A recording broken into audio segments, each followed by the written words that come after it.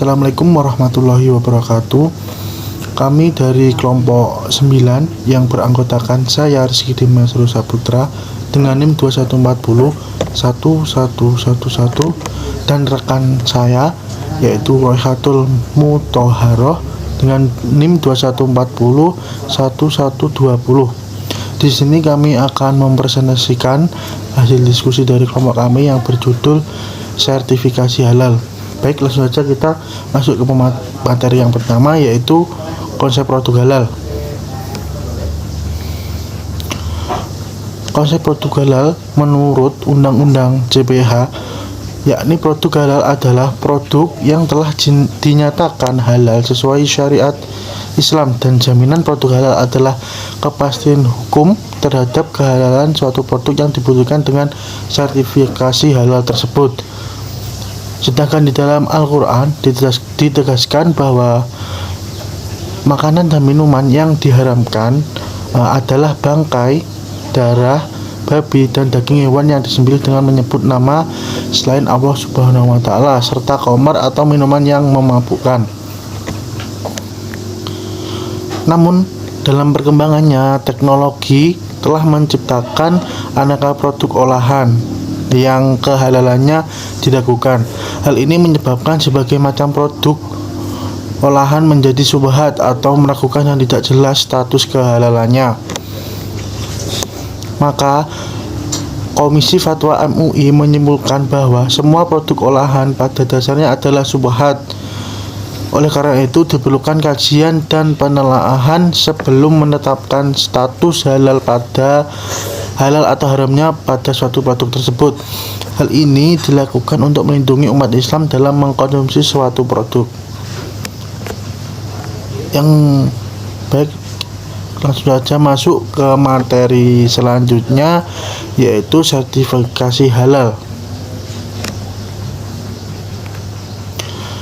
Untuk sertifikasi halal sendiri yaitu merupakan suatu proses untuk memperoleh sertifikat halal yang dilakukan dengan cara pemeriksaan terhadap, sehingga pemeriksaan bertahap sehingga dapat dibuktikan bahwa bahan baku yang digunakan dalam proses produksi yang dilakukan serta sistem jaminan halal yang diterapkan telah sesuai dengan standar LPPOM MUI. Menurut Undang-Undang JPH, adanya penyelenggara jaminan produk halal adalah untuk memberi rasa aman dan nyaman terjaminnya keselamatan dan ketersediaan produk yang digunakan. Masyarakat terjamin kehalalannya sendiri. Dalam melaksanakan sertifikasi halal pada suatu produk terdapat 3 pihak yang terkait, yaitu BPUH, yakni sebagai pihak yang menyelenggarakan jaminan kehalalan suatu produk. Yang kedua yaitu LPPOM MUI sebagai lembaga yang memeriksa dokumen, menjadwalkan dan merealisasikan pelaksanaan audit, melaksanakan rapat auditor, menerbitkan audit memorandum, serta menyampaikan hasil audit berupa berita acara pada rapat Komisi Fatwa MUI. Baik, untuk materi selanjutnya yaitu mekanisme sertifikasi akan langsung dijelaskan oleh rekan saya yaitu Mbak Royhatul Muthoharoh. Monggo, silakan. Mekanisme sertifikasi. Sebelum adanya Undang-Undang Nomor 33 Tahun 2014 tentang jaminan produk halal, mekanisme sertifikasi halal dilakukan oleh MUI. Namun setelah Undang-Undang JPH muncul, maka mekanisme sertifikasi dilakukan oleh BPJPH.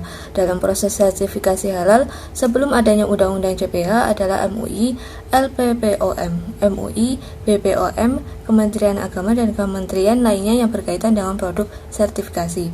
Namun setelah Undang-Undang JPH, yang terlibat adalah BPJPH, MUI, dan LPPOM. Selanjutnya adalah pengawasan penggunaan sertifikasi halal.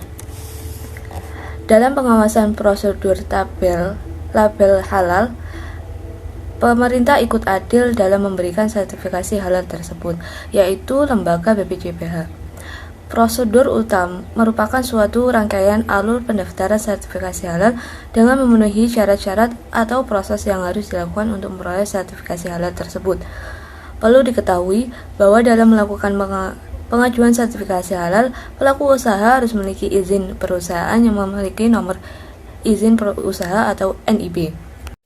Pengawasan sertifikasi halal dilakukan oleh pemerintah, yaitu lembaga LPOM, UI, BPKBH, serta lembaga lainnya. Dalam prosedur pengajuan sertifikat label halal, ada yang dinamakan dengan istilah auditing.